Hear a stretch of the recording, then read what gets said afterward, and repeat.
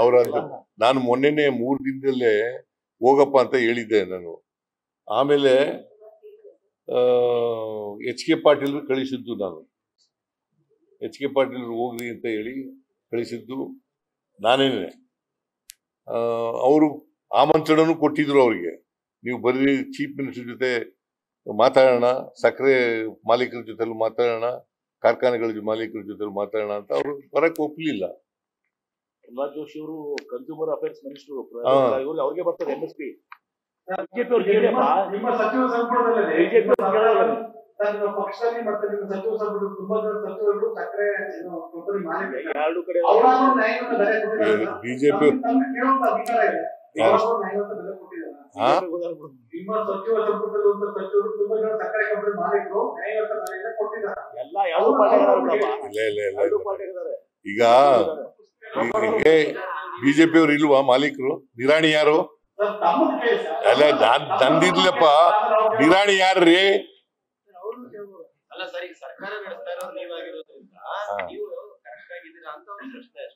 ಯಾರು? ಬಿಜೆಪಿ ಅವ್ರು ಕೇಳಿಲ್ಲ, ಬಿಜೆಪಿ ಅವ್ರು ಕೇಳಿ MPsಗೆ.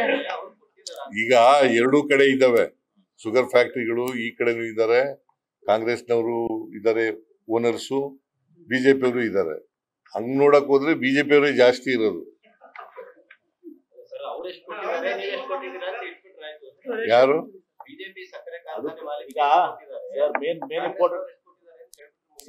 ಇಂಪಾರ್ಟೆಂಟ್ ಹೇಳಿ, ನಾಳೆ ಅದಕ್ಕೆ ಮೀಟಿಂಗ್ ಕರೆದಿದ್ದೀನಲ್ರಿ. ಅಲ್ಲ ಸರ್, ಇಂಪಾರ್ಟೆಂಟ್ ರೋಲ್ ಯಾರ್ದಿದೆ? FRP ಫಿಕ್ಸ್ ಮಾಡೋರು ಅವರು, MSP ಫಿಕ್ಸ್ ಮಾಡೋರು ಅವರು, ಇಂಪೋರ್ಟ್ ಎಕ್ಸ್ಪೋರ್ಟ್ ನಿಗದಿ ಮಾಡೋರು ಅವರು, ಎಥನಾಲ್ ಡಿಸೈಡ್ ಮಾಡೋರು. ಅವ್ರನ್ನ ಬಿಟ್ಕೊಂಡು ನೀವು ನಮ್ಗೆ ಕೇಳ್ತಾ ಇದೀರಲ್ಲ, ಕೇಳಿ ಅವ್ರಿಗೆ. ಅವ್ರು ಪ್ರೆಸ್ ಮೀಟ್ ಮಾಡಂಗೇ ಇಲ್ಲ. ಈಗ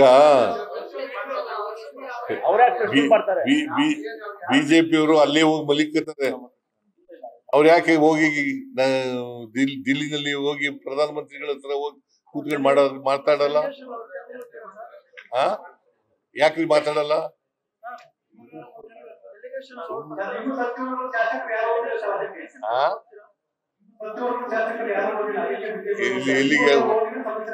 ಎಲ್ಲಿಗೆ ಹೋಗ್ಲಿಲ್ಲ?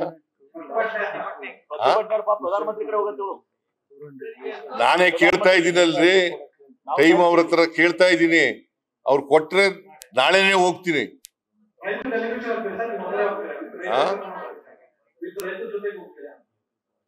ರೈತರು ನಾಳೆ ಕರೆದಿದ್ದೀನಲ್ಲ, ಅವ್ರು ಏನ್ ಬರ್ತೀವಿ ಅಂದ್ರೆ ಕರ್ಕೊಂಡು ಹೋಗ್ತೀನಿ.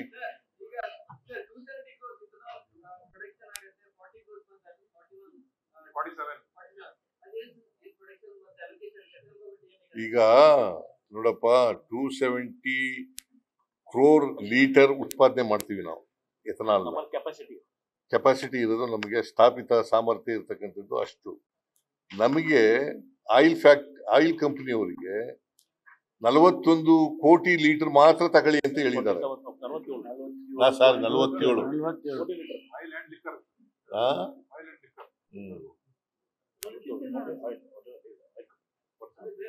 ಈಗ ಬೇರೆ ಸ್ಟೇಟ್ನದು UP, ಈಗ ನಾನು ನೋಡಪ್ಪ, ಈಗ ಇವೆಲ್ಲ ಹೇಳಕ್ ಹೋಗೋದಿಲ್ಲ ನಾನು.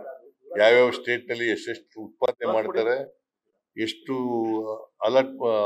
ಅಲೋ ಮಾಡಿದ್ದಾರೆ ತಗೊಳ್ಳಿಕ್ಕೆ ಆಯಿಲ್ ಫ್ಯಾಕ್ಟ್ರಿ, ಆಯಿಲ್ ಕಂಪನಿಯವರಿಗೆ, ಅದನ್ನೆಲ್ಲ ಹೇಳಕ್ ಹೋಗಲ್ಲ ನಾನು.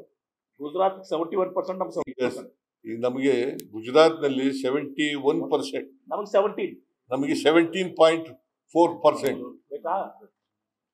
ನಿಮ್ಗೆ ಹೇಳ್ಬೇಕು ಅಂತಂದ್ರೆ ಗುಜರಾತ್ ನಲ್ಲಿ 71%, ನಮ್ಮಲ್ಲಿ 77.5% ಗುಜರಾತ್ ನಲ್ಲಿ, ನಮಗೆ 17.4%.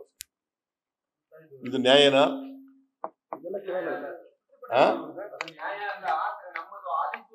ಆದ್ರೆ ಅನ್ನೋದು ಯಾಕೆ?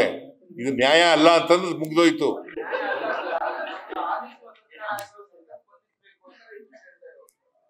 ನಾನು ಕೇಂದ್ರ ಸರ್ಕಾರ ಹೇಗೆ ಅನ್ಯಾಯ ಮಾಡ್ತಾ ಇದೆ, ಮಲ್ತಾಯಿ ಧೋರಣೆ ತಾಳ್ತಾ ಇದೆ ಅಂತಕ್ಕದಕ್ಕೆ ನಿಮ್ಗೆ ಉದಾಹರಣೆ.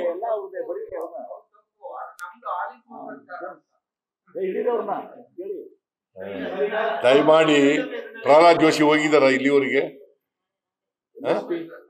ಅವ್ರ ಕನ್ಸರ್ನ್ ಮಿನಿಸ್ಟರ್ ಅವರು.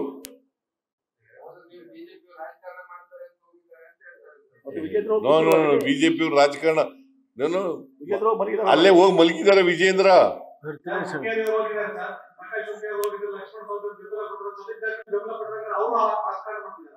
ಯಾರು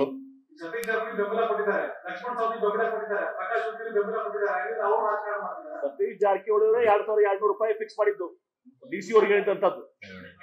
ಈಗ ನೋಡಪ್ಪ, ರೈತರು ಜೊತೆ ನನ್ಗೆ ಸಿಂಪತಿ ಇದೆ, ರೈತರ ಪರವಾಗಿದೆ ನಮ್ಮ ಸರ್ಕಾರ. ಗೊತ್ತಾಯ್ತಾ? ನಾವು ಎಷ್ಟು ಕೊಡಿಸ್ಲಿಕ್ಕೆ ಸಾಧ್ಯ ಆಗ್ತದೆ ಸಕ್ಕರೆ ಮಾಲೀಕರಿಂದ, ಕಾರ್ಖಾನೆಗಳ ಮಾಲೀಕರಿಂದ ಕೊಡಿಸ್ಲಿಕ್ಕೆ ಡಿಸಿ ಮೂಲಕ ಹೇಳಿ ಕಳಿಸಿದ್ದೀವಿ. ನಾಳೆ ಸಕ್ಕರೆ ಕಾರ್ಖಾನೆಗಳ ಮಾಲೀಕರ ಮೀಟಿಂಗ್ ಕರೆದಿದ್ದೀನಿ. ರೈತರ ಪ್ರತಿನಿಧಿಗಳನ್ನು ಕೂಡ, ರೈತ ಮುಖಂಡರ ಪ್ರತಿನಿಧಿಗಳ ಮೀಟಿಂಗ್ ಕರೆದಿದ್ದೀನಿ. ನಾಳೆ ಕೂಲಂಕಷವಾಗಿ ಚರ್ಚೆ ಮಾಡ್ತೀವಿ. ಪ್ರಧಾನಮಂತ್ರಿಗಳಿಗೆ ಭೇಟಿ ಕೊಡ್ತಕ್ಕಂಥ ಲೆಟರ್ ಕೂಡ ಬರೀತೀನಿ. ಅವರು ಅನುಮತಿ ಕೊಟ್ಟರೆ ಭೇಟಿ ಮಾಡ್ತೀನಿ. ಕೂಡ್ಲೆ ಕರೀರಿ ಅಂತ ಹೇಳಿದ್ದೀನಿ.